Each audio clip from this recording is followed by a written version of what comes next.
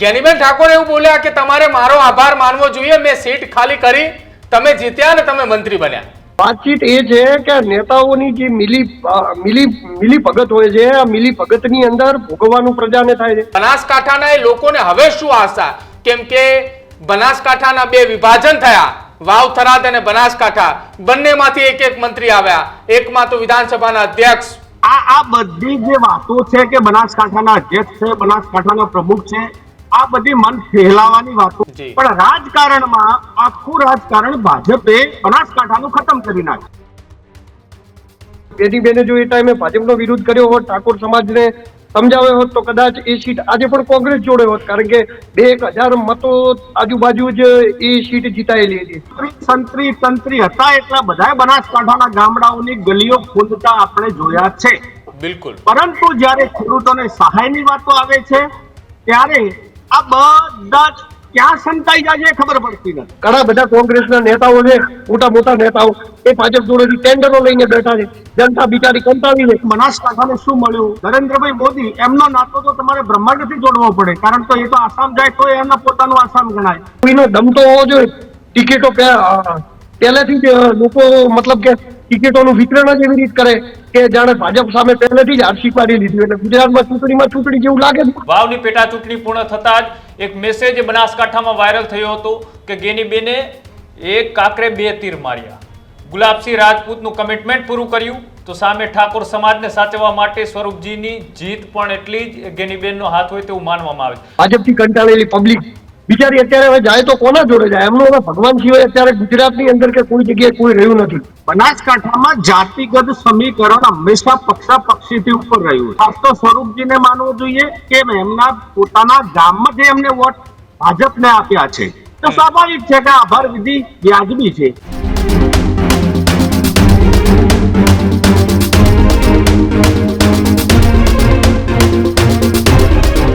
નમસ્કાર, અમારી વિશેષ રજૂઆત ગર્જનાદમાં હું કૃણાલ આપનું સ્વાગત કરું છું અને હું છું પ્રદીપ. આજે ચર્ચા એ બનાસકાંઠાની કરવી છે કે જ્યાં એક ચર્ચા એ સૌરાષ્ટ્રની થાય છે કે જ્યાં 9 જેટલા મંત્રીઓએ સૌરાષ્ટ્ર અને કચ્છને મળ્યા, પરંતુ બીજી તરફ પ્રભુત્વ ઉત્તર ગુજરાતના બનાસકાંઠાનું પણ એટલું જ છે, કેમ કે ત્યાં મંત્રીઓ 2 મળ્યા, પરંતુ ચહેરાઓ એ બનાસકાંઠામાં અનેક છે. પરંતુ તેમ છતાંય બનાસકાંઠાના ખેડૂતોને પૂરની રાહત માટે એ રસ્તાઓ પર ઉતરવું પડે છે. બનાસકાંઠાના એ ખેડૂતોને પોતાના જ પાકની કિંમત અને પાકનું વળતર લેવા માટે પણ રસ્તા ઉપર ઉતરવું પડે છે.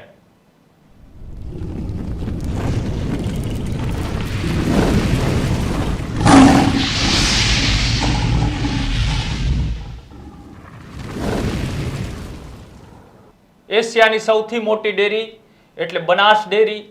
એશિયાની સૌથી મોટી ડેરી બનાસ ડેરી બનાસકાંઠામાં હોવા છતાં એ પશુપાલકોને એ ભાવ માટે રઝળવું પડે. જ્યારે પૂરની સ્થિતિ આવી ત્યારે બનાસકાંઠાની સ્થિતિ એટલી કપરી બની કે ખેડૂતોને રસ્તા પર ઉતરવું પડ્યું.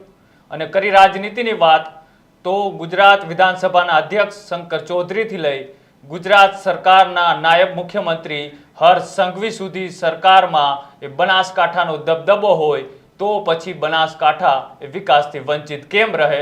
આ જ મુદ્દે આજે ચર્ચા કરવી છે.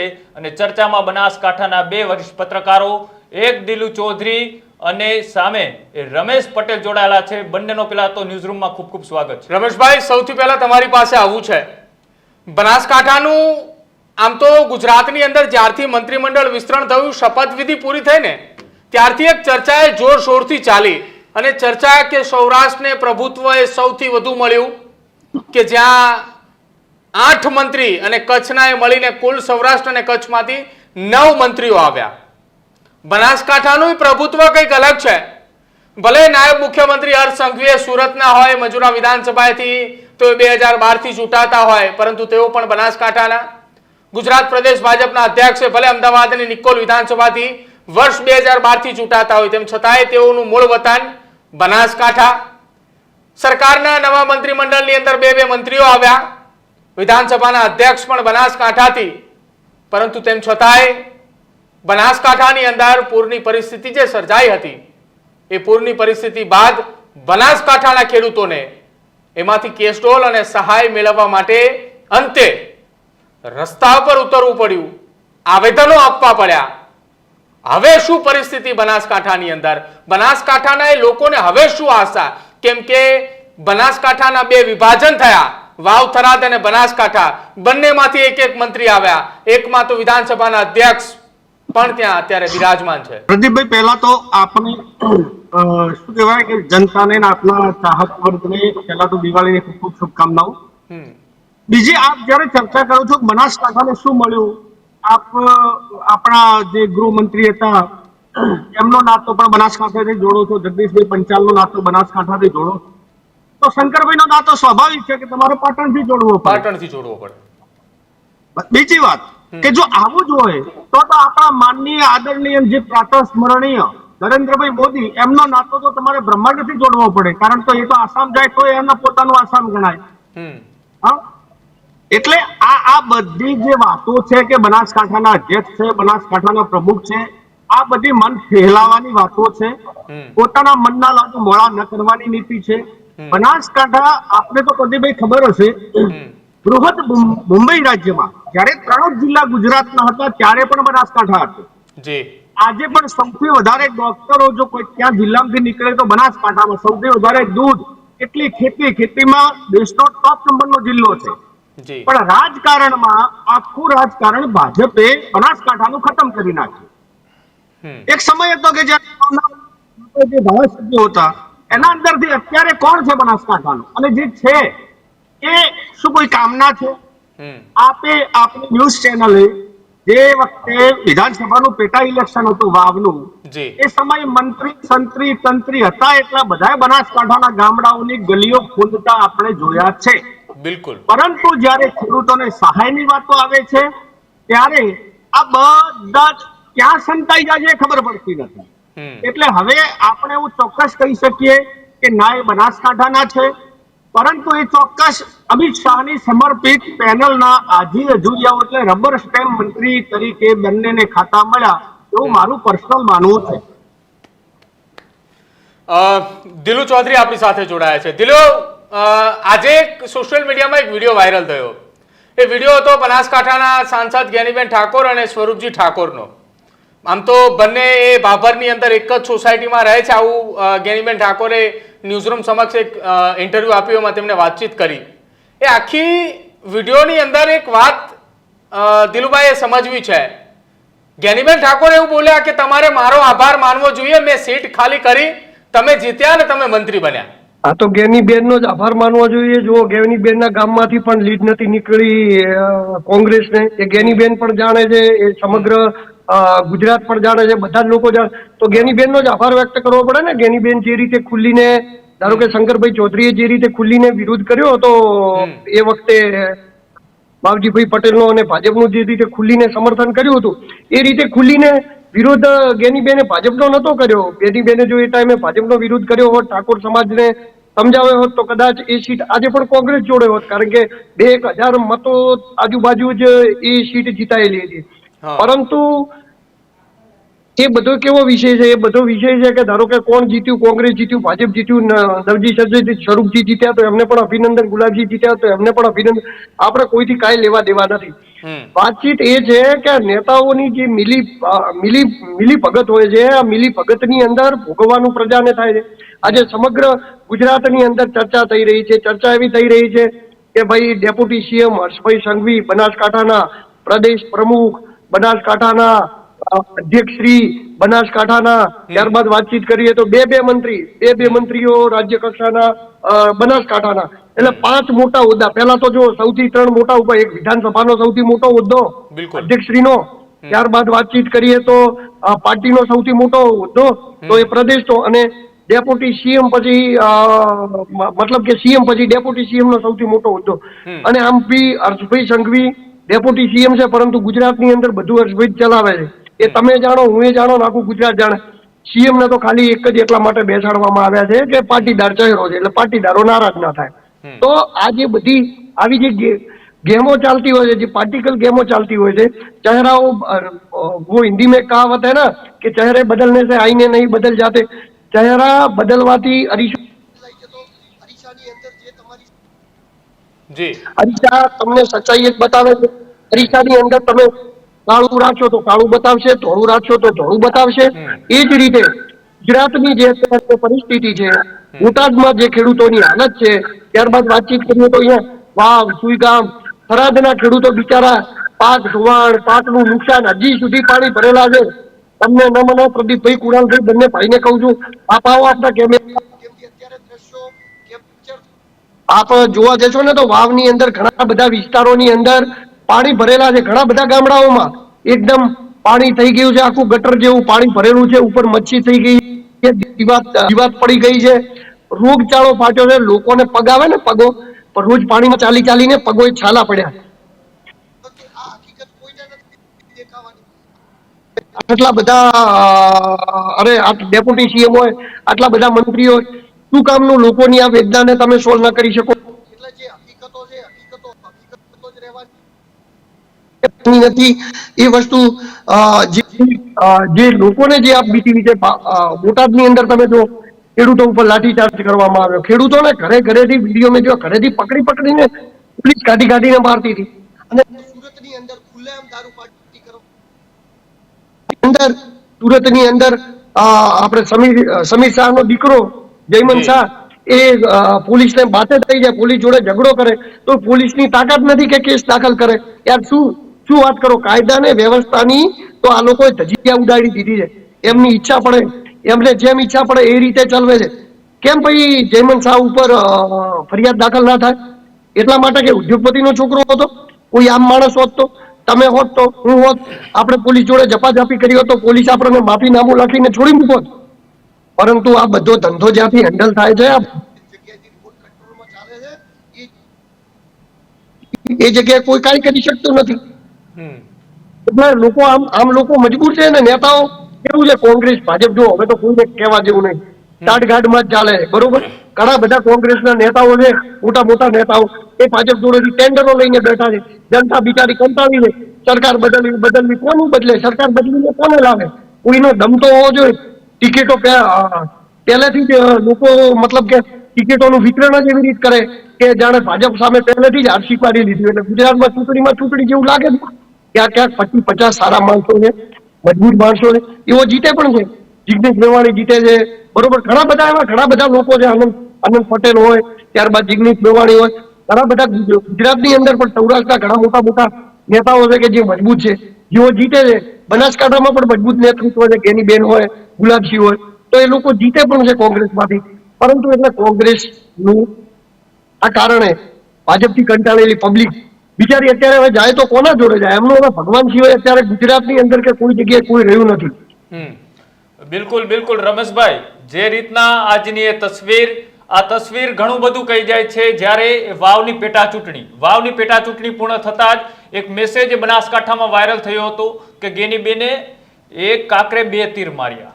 ગુલાબસિંહ રાજપૂતનું કમિટમેન્ટ પૂરું કર્યું તો સામે ઠાકોર સમાજને સાચવવા માટે સ્વરૂપજીની જીત પણ એટલી જ ગેનીબેનનો હાથ હોય તેવું માનવામાં આવે છે. અને આજે એના ક્યાંક ને ક્યાંક અટકતરી રીતના એવું જોવા પણ મળ્યું કે ગેનીબેને કહ્યું કે મારો આભાર માનો, કારણ કે મેં સીટ ખાલી ના કરી હોત તો તમે ધારાસભ્ય ના બન્યા હોત, તમે આજે મંત્રી ના બન્યા હોત. આ એક રાજકીય, જ્યારે ચૂંટણી લડાતી હોય ત્યારે રાજકીય પરિપ્રેક્ષમાં એકબીજાના દુશ્મનો હોય છે, પણ અંદર ખાને જ્યારે એકબીજાના આવી રીતના સ્વાગત અને આગતા સ્વાગતા કરે ત્યારે જનતાને શું સમજવાનું? વાત સાચી છે અને દિલુભાઈની વાતથી હું સંમત છું. બનાસકાંઠામાં જાતિગત સમીકરણ હંમેશા પક્ષાપક્ષીથી ઉપર રહ્યું છે. ક્યાંક કોક એવી જાતિને પકડાઈ દેવામાં આવે છે કે તમે એટલે જ ભાજપ લાગે કોંગ્રેસના, નહીતર કૃણાલભાઈ સત્ય આવો છે કે પોતપોતાની જાતિ, અને એમાં પણ જે અત્યારે આપણે છેલ્લી પેટા ઇલેક્શનમાં જોયું છે એ સત્ય હકીકત છે. એટલે ગેનીબેનનો આભાર માનવો જોઈએ, દરેકને માનવો જોઈએ, ખાસ તો સ્વરૂપજીને માનવો જોઈએ કે એમના પોતાના ગામમાં જે એમને વોટ ભાજપને આપ્યા છે તો સ્વાભાવિક છે કે આભાર વિધિ વ્યાજબી છે. અચ્છા રમેશભાઈ, તમે એવું કહ્યું આભાર સ્વાભાવિક રીતે માની શકાય. જ્યારે જાહેર કાર્યક્રમ હતો, સ્વરૂપજીનું સ્વાગત થઈ રહ્યું હતું, એ દરમિયાન તેમને આભાર માન્યો. ત્યારબાદ મેં ગેનીબેન ઠાકોર સાથે ટેલિફોનિક વાતચીત કરી, એટલે મેં એમને સવાલ પૂછ્યો કે તમે આભાર માનવા માટેનું કહ્યું સ્વરૂપજી ઠાકોરને, તો ગેનીબેન ઠાકોરે મારી સાથે વાતચીતમાં મને એવું કહ્યું કે એ તો ચૂંટણીની વાત હતી, ચૂંટણી દરમિયાન એ જે કંઈ પણ ઘટના હતી એ હતી. આ સ્વાભાવિક છે કે અમે એક સોસાયટીમાં રહીએ છીએ એટલે સ્વાગત માટે ગયા, બાકી એ કાલે સવારમાં ચૂંટણી લડવા માટે મેદાનમાં આવી જાય. એ ભાજપમાંથી લડશે, હું કોંગ્રેસમાંથી લડીશ. જ્યારે નિશાન આવશે ત્યારે કોઈ એ સમાજ બમાજ નહીં, એ સીધું લડી જ લેવાની વાત છે. આ બધી ખોટી મન બહેલાવાની વાતો છે, મતદારોને આકર્ષિત કે એકબીજાની ભ્રમિત કરવાની વાતો છે. હું પોતે ત્યાં ઇલેક્શનમાં 10 દિવસ હતો, આપણે કોઈના ઉપર પર્સનલ આક્ષેપબાજી કરતા નથી, પરંતુ જેમ દિલુભાઈએ કીધું એમ શંકરભાઈ ચૌધરી જેવા જે ખુલ્લીને આવી ગયા હતા પોતાના પક્ષના સમર્થનમાં, સમાજનો મોહ છોડીને, જ્યારે અમુક નેતાઓ કોંગ્રેસના એમની સમાજના ઉપર એમનું પ્રભુત્વ રહ્યું. આમાં શું થાય છે કૃણાલભાઈ, જો તમે સંસદનું ઇલેક્શન જીતી શક્યા, પરંતુ હવે જો એમ મનાતું હોય કે સંસદનું બીજી વખત રિપીટ થઈને જીતી જશે તો આશા થગારી નીવડશે. બીજી વાત કે એમને પોતાના મત ક્ષેત્રો તો કવર કરવાનું જ છે. અને બનાસકાંઠામાં હું ખુલ્લા દિલથી કહી શકું છું કે જેમ ડેરીના ચૂંટણીમાં સાંઠગાંઠ થઈ, એમને એમ ઘણી બધા ઇલેક્શનોમાં વિધાનસભાઓમાં સાંઠગાંઠ થી જ ચાલે છે. જાતિગત રાજકારણ છે. આ બધું જ પોતાની જ્ઞાતિઓને સાચવી લેવાની વાત છે. એ પોતે બેન કહેતા હતા કે ગુલાબસિંહ તો મારા નાના ભાઈ જેવા છે, પરંતુ છતાં એ બેનને એટલો બધો સપોર્ટ જે જોઈતો હતો એટલો મળ્યો નથી. હું પબ્લિકની દ્રષ્ટિએ પબ્લિક માને ચોક્કસ છે. બિલકુલ દિલુ, હવે વાત કરી મુદ્દાની. આટલું મોટું નેતૃત્વ એ બનાસકાંઠામાંથી આવે છે, તેમ છતાંય એ લોકોના પ્રશ્નો હજી ત્યાં ને ત્યાં છે. ત્યાં એ પશુપાલકોની વાત હોય, ખેડૂતોની વાત હોય, રોડ રસ્તાઓની વાત હોય કે પછી ત્યાં અત્યારે જે ભારતમાં રોડ નીકળી રહ્યો છે તેના વિરોધની વાત હોય. હવે લોકોને કઈ આશા છે આવનારી 2027ની જે ચૂંટણી છે તે પેલા સ્થાનિક સ્વરાજ જિલ્લા અને તાલુકા પંચાયતની ચૂંટણીઓ છે, એ પેલા કયા કામો થવા જોઈએ બનાસકાંઠામાં, કયા પ્રશ્નો છે એનું તાત્કાલિક એ નિવાકરણ થવું જોઈએ? પહેલી તો ચૂંટણી થવી જોઈએ. કામોની વાત તો કામો એની, પહેલી તો ચૂંટણી થવી જોઈએ. જિલ્લા પંચાયત ને તાલુકા પંચાયતની ચૂંટણીના આજે ટર્મ પૂર્યા તેને 3 વર્ષ થયા. લોકશાહીનું હનન થઈ રહ્યું છે. તાલુકા પંચાયતો ને જિલ્લા પંચાયત વાળા કોઈ ગ્રાન્ટો ફાળવતા નથી, અધિકારીઓ એમની મનમાની કરે છે. ભાજપના નેતાઓ એમના ઈશારે એમના લોકોને, એમના મળતિયા લોકોને ગ્રાન્ટો હલાવે છે. કોંગ્રેસના ગામડાઓ હોય કે બીજા ગામડાઓ હોય જગ્યાએ ગ્રાન્ટો પહોંચતી નથી, કોઈ આ મિટિંગોનું આયોજન થતું નથી, એટલે લોકોના કામ અટવાઈને પડ્યા છે. એટલે પહેલા તો ચૂંટણી થવી જોઈએ. ચૂંટણીમાં શું થશે એ તો જોવાનું રહ્યું, પરંતુ મને તો એ જ ડર લાગે છે કે શું બનાસકાંઠાની અંદર જિલ્લા પંચાયત ને તાલુકા પંચાયતની ચૂંટણીઓ થશે કે નહીં થાય. મને તો એવું લાગી રહ્યું છે કે કદાચ હવે બનાસકાંઠાની અંદર જિલ્લા પંચાયત અને તાલુકા પંચાયતની ચૂંટણીઓ પણ થશે નહીં, કારણ કે ચૂંટણીઓની ક્રમ પૂરીને આજે 3 વર્ષ થવા આવ્યા, તેમ છતાં પણ હજી સુધી ચૂંટણીઓ કરવામાં આવી નથી. અને બધી જ જગ્યાએ વહીવટદારી અધિકારીઓ બેઠા છે. વહીવટદાર અધિકારીઓ જે હોય વહીવટ કરતા એ બધા સરકારના ગુલામો હોય છે. સરકાર કેમ કરતા હોય છે એટલે એમને પ્રજાની ગુલામી કરવાની હોય, પણ એ સરકારની ગુલામી કરે છે, એટલે લોકોના કામ જ થતા નથી ભાઈ. એટલે પહેલી તો હું પ્રાર્થના કરીશ કે ભગવાન સદબુદ્ધિ આપે અને ઇલેક્શન થાય. જિલ્લા પંચાયત તાલુકા પંચાયતની પહેલી તો ચૂંટણી થાય, પછી જોવાનું રહ્યું કે ચૂંટણીની અંદર તો શું થશે. પ્રશ્નો તો ઘણા બધા છે. પણ દિલુભાઈ, એ લોકશાહીના ભાગરૂપે એ ઇલેક્શન કમિશનર ચૂંટણી તો કરતું હોય છે. આપણે હમણાં થોડા દિવસો પહેલા જોયું, બનાસકાંઠાની ચૂંટણી તો જાહેર કરવામાં જ આવી હતી. બનાસકાંઠાની ચૂંટણી જાહેર કરી પણ ત્યાંના કોઈ વ્યક્તિઓને કે ડેરી સાથે જોડાયેલા સભાસદોને રસ નહોતો ચૂંટણી કરાવવામાં. હવે જે જ રીતના તમે વાત કરો છો તાલુકા અને જિલ્લા પંચાયતની ચૂંટણી, લોકશાહી ઢબે જે સમયે જે ચૂંટણીઓ આવી જોઈએ એ પૂરા ગુજરાતમાં, પૂરા ભારતમાં આવે છે. એ જનતાએ નક્કી કરવાનું હોય કે અમારે સરકારને મત દેવો છે કે પછી વિપક્ષને દેવો છે. ચાહે ભલે ને કોઈ પણ પાર્ટીમાંથી કોઈ પણ વ્યક્તિ ઉભો હોય, જનતાને જ એવું નથી ઈચ્છતી જનતા કે આ વિસ્તારનો વિકાસ થાય અથવા તો અમે ભાજપ સિવાય બીજાને મત દઈ. પેલો વાક જનતાનો છે એવું માનો તમે? ના ના, જનતાનો અમુક વાત નહીં. જનતાને જે રીતે કોઈ પણ વ્યક્તિ પદ ઉપર આવે છે તો એને મોકલે છે કોણ? જનતા જ મોકલે છે. પરંતુ જનતાની ભૂલ થઈ જાય છે. જનતાની ભૂલ શું થઈ જાય છે કે જનતા જયારે ઇલેક્શન આવે છે ત્યારે નેતાઓની વાતચીતોમાં આવી જાય છે. નેતાઓની વાતચીતોમાં ભૂલ થાય, બીજી વાર ભૂલ થાય. તમે વર્ષોથી એકને એક શાસનને મત આપો અને પછી તમે વિરોધ કરવા રસ્તે ઉતરો તો પેલો વાક તો જનતાનો કહેવાય. ના ના, એવું નથી. જો બનાસકાંઠાની જનતા રહી ને તો કુરાલભાઈ બહુ હોશિયાર છે. અત્યારે જિલ્લા પંચાયત અત્યારે જિલ્લા પંચાયતની અંદર શાસન નથી, પણ જિલ્લા પંચાયત કોંગ્રેસની હતી. અહીંના સાંસદ પણ કોંગ્રેસના છે. હું જે તાલુકામાં રહું છું તાલુકાના ધારાસભ્ય પણ કોંગ્રેસના છે. એટલે એવું નથી અહીંયા ભાજપને પણ લોકો જીતાડે છે, અહીંયા કોંગ્રેસને પણ જીતાડે છે, પરંતુ અહીંની લોકોની તાસીર એકદમ મતલબ કે જમીનો મુદ્દા સાથે જોડાયેલી રહી છે. અહીંની તાસીર લોકોની એકદમ વિરોધાભાસી રહી છે. આંદોલનકારી ટાઈપ જેવા લોકોની અહીંયા તાસીર રહેલી છે. અહીંના લોકોને બહુ સમજ્યું છે, પરંતુ તેમ છતાં પણ એમના મુદ્દાનું સોલ્યુશન જો સત્તામાં હોય એટલે નેતાઓ શું કહે, એમના જોડે કામ કરાવવા જોઈએ કે આ તો સરકારનું કામ નથી, અને વિરુદ્ધમાં આવે એટલે વિરોધ કરે કે કેમ આ લોકો કરતા નથી, કેમ આ લોકો નથી કરતા. સરકારમાં આવે એટલે કે સરકારનું આ કામ નથી, એટલે જનતા તો ત્યાં પીસાવાનું થાય. વિરોધ પક્ષ વાળાને લોકો વોટ આપે એટલે ભાજપ વાળા જેવું કહે કે કોંગ્રેસને જીતાડ્યું, અમે તમારો વિકાસ નહીં કરીએ. કેમ કોંગ્રેસને જીતાડ્યું? એટલે પાછી લોકોની મજબૂરી થઈ જાય કે પાછું ભાજપને જીતાડવું પડે. એટલે જે આ કુટુંબ મેં જે આ ઉંદર બિલાડી વાળો ટોમ એન્ડ જેરી વાળો જે ખેલ ચાલે છે, પકડા પકડી એકબીજાને કેવી રીતે પાડવો, ખેંચાતાણ, એની અંદર આમ જનતાને ઘોળાઈ જવાનું થાય છે, પીછાઈ જવાનું થાય છે, પીલાઈ જવાનું થાય છે. અને અત્યારે એવું જ થઈ રહ્યું છે. વાવ, સુઈગામ, થરાદમાં કેમ હજી સુધી લોકોને સહાય ચૂકવવામાં નથી આવતી? કેમ લોકોને પૈસા જ નથી આપવામાં આવતા? એના પાછળનું એકમાત્ર કારણ એ જ છે કે ભાઈ આ વખતે તો આરામથી કરશું, કારણ કે નથી ચૂંટણી, નથી કોઈ વાત, એટલે આરામથી આપીશું, એટલે પાણી જતું રહે પછી સર્વે કરીશું.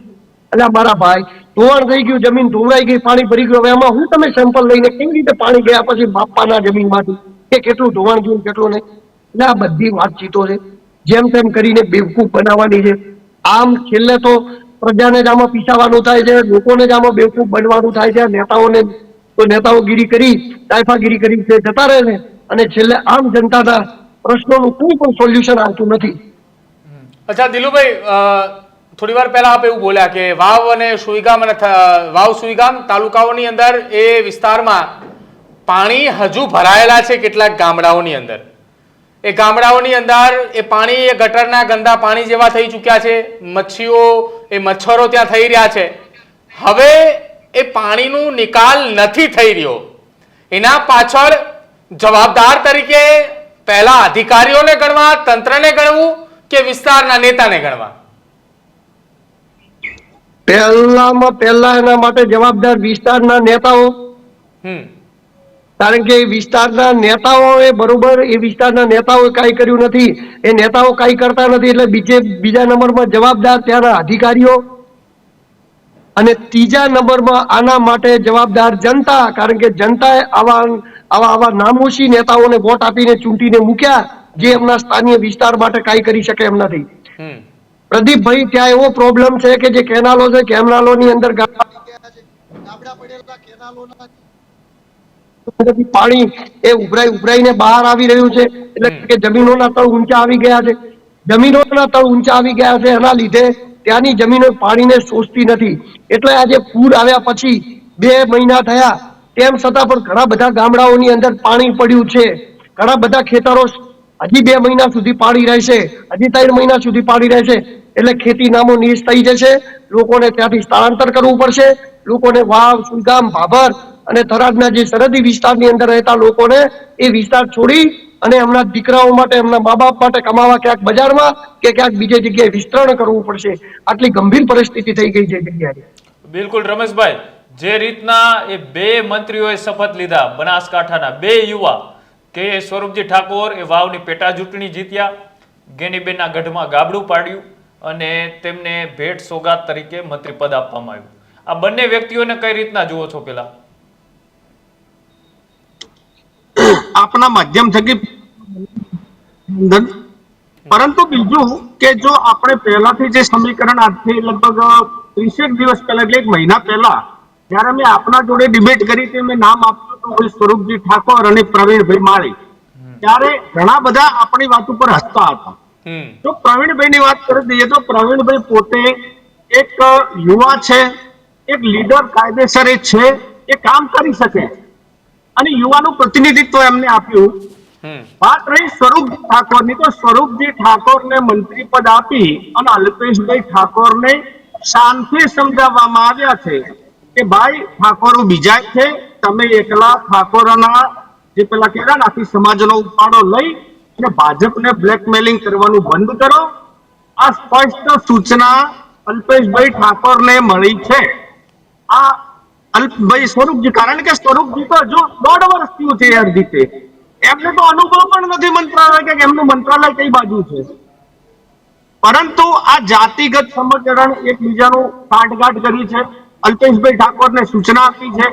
કાયદેસર સાચું બોલું તો બનાસકાંઠામાં સૌથી વધુ વસ્તી ધરાવતી ચૌધરી જ્ઞાતિના શંકરભાઈ જે સક્ષમ છે, જેમને ઘણા સમયથી રાહ દેખાડી રહી છે, પરંતુ એ વ્યક્તિને ઇગ્નોર કરવામાં આવે છે. એટલે ચૌધરી સમાજ પ્રત્યે પણ અણગમો છે. અમિતભાઈ શાહને સમાજમાં પણ આની ઊંડી ઘેરી લાગણી પડી છે, કારણ કે જે કામ કરવાની જેની તાકાત છે, પ્રવીણભાઈને આપ્યું એ વાતે આપણે સંમત છીએ, પરંતુ સ્વરૂપજીને આપ્યું એનાથી અલ્પેશ ઠાકોરને આપી દેવું હતું યાર. મંત્રી પદ આપવું હતું, એમની જરૂરિયાત હતી, ભાઈ શંકરભાઈ ચૌધરીને આપતા હતા, પરંતુ ભાજપ આવું ક્યારેય નહીં ઈચ્છે. એટલે આ બધી સાંઠગાંઠની નીતિ છે.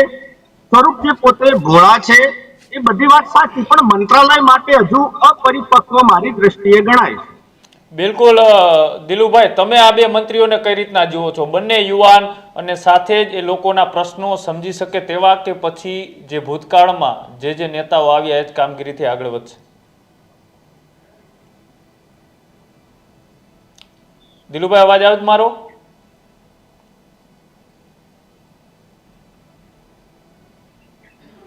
મૃણાલભાઈ, એમનો શાયદ અવાજ જી જી કેતો જવું, ભૂતકાળમાં પણ એમને શું ઉપાડી દીધું બનાસકાંઠામાં.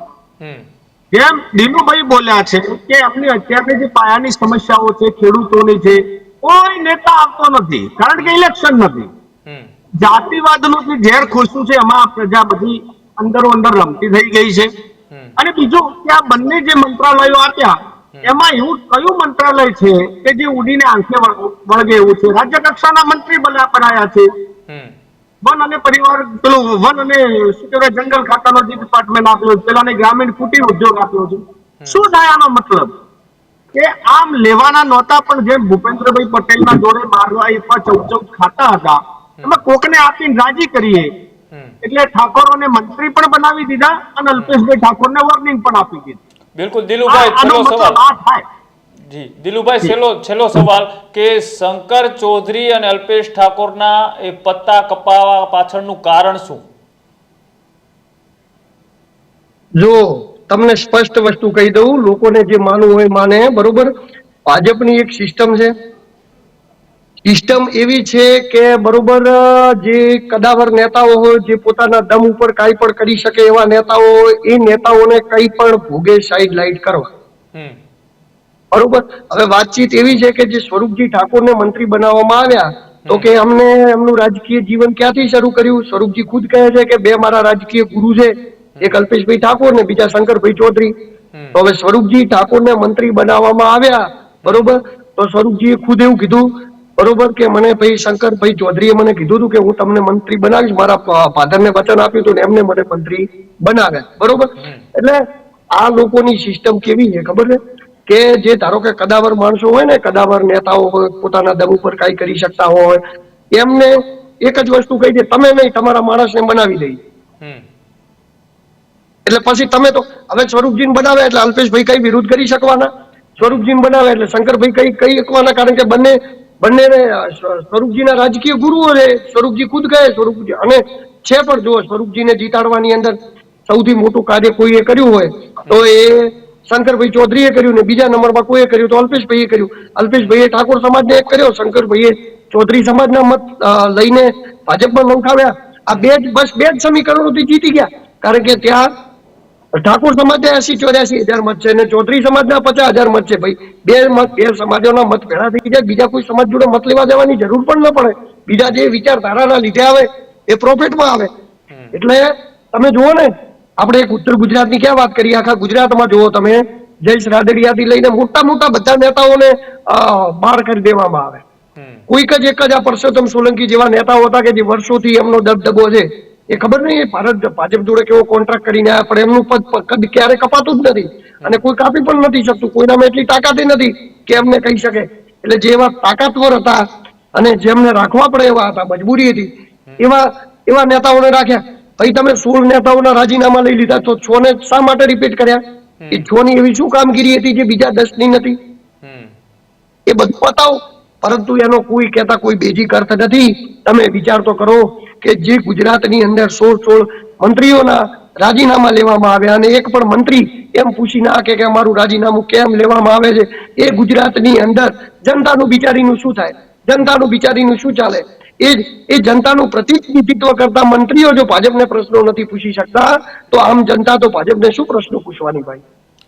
બિલકુલ આભાર બંને અમારી સાથે જોડાયા અને આ જ મુદ્દાને લઈ ચર્ચાઓ કરી, લાંબા સમય સુધી એ વાતચીતો ચાલી, પણ હવે સમયનો અભાવ છે એટલે પ્રદીપ જે રીતના વાત કરવામાં આવે તો એ બનાસકાંઠા એક ઉત્તર ગુજરાત એ રાજકીય રીતના જેટલું સૌરાષ્ટ્રનું પ્રભુત્વ છે ગુજરાતની રાજનીતિમાં એટલો જ પ્રભાવ એ બનાસકાંઠાનો. બનાસની તાસીર કંઈક અલગ છે. જો કે અત્યારે 2 કાંઠા કરી દેવામાં આવ્યા, અલગ 2 જિલ્લા બની ગયા, પણ ભૂતકાળથી તમે વાત કરો જ્યારે શંકરસિંહ વાઘેલા સહિતના નેતાઓએ બનાસકાંઠામાંથી મુખ્યમંત્રી બન્યા, ત્યાંથી ગૃહ વિભાગના મોટા દિગ્ગજ ચહેરાઓ આવ્યા, ત્યારબાદ અત્યારે વાત કરે તો સરકારની અંદર 5 નેતાઓ એ ઊંચી પોસ્ટ ઉપર એ પણ બનાસકાંઠામાં. તેમ છતાં એ બનાસકાંઠાનો હવે વિકાસ એ કેટલો થાય છે આવનારા દિવસોમાં ખબર પડશે, પણ અત્યારે પ્રશ્નો તો એ બનાસકાંઠામાંથી પણ અનેક છે. બિલકુલ, અને પ્રશ્નો એટલા માટે છે કે બનાસકાંઠાના એ ચૂંટાયેલા પ્રતિનિધિઓ સામે સવાલો ઉઠી રહ્યા છે કે બનાસકાંઠાની અંદર પૂર આવ્યું ને તેમ છતાંય 2 મહિના વીત્યા, હજુ પણ જે વિસ્તારની અંદર પૂર આવ્યા હતા એ વિસ્તારના કેટલાક ગામડાઓની અંદર પાણી યથાવત છે. તો એ વિસ્તારના ચૂંટાયેલા પ્રતિનિધિ અને વિસ્તારના જે અધિકારીઓ છે, તંત્ર છે, એમણે એક વખત વિચારવું જોઈએ કે અમે અમારા વિસ્તારની અંદર ચૂંટાયા બાદ અથવા તો અમે જે વિસ્તારની અંદર કામ કરી રહ્યા છીએ તેની માટે અમે શું કર્યું. કેમ કે 2 મહિના વીતવા છતાંય જો હજી પાણીનો નિકાલ ન થયો હોય, ખેડૂતોને સહાય ન મળ્યું હોય, તો પછી જે લોકોએ તમને ચૂંટીને મોકલ્યા છે એની માટે એ તમે વિસ્તારનું પ્રતિનિધિત્વ કરતા હોય તો તમારે પ્રતિનિધિત્વ કરતા તમારે એ પણ વિચારવું જોઈએ કે હું એ જે પ્રતિનિધિત્વ કરી રહ્યો છું એ કેટલું યોગ્ય છે. તમારું શું માનવું છે આખી અમારી આ ચર્ચાને લઈને તે ન્યૂઝરૂમ ગુજરાતના ડિજિટલ સેક્શનના કમેન્ટ સેક્શનની અંદર જણાવજો. જોતા રહેજો ન્યૂઝરૂમ. નમસ્કાર.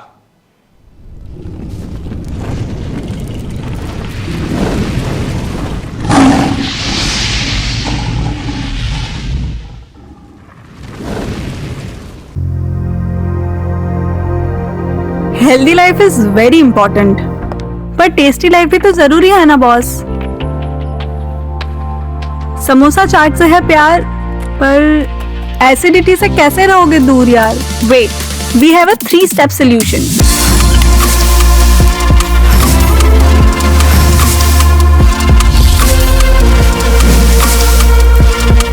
विट्रिशियन ओरल स्ट्रिप, क्योंकि टेस्टी लाइफ भी तो जरूरी है ना बॉस.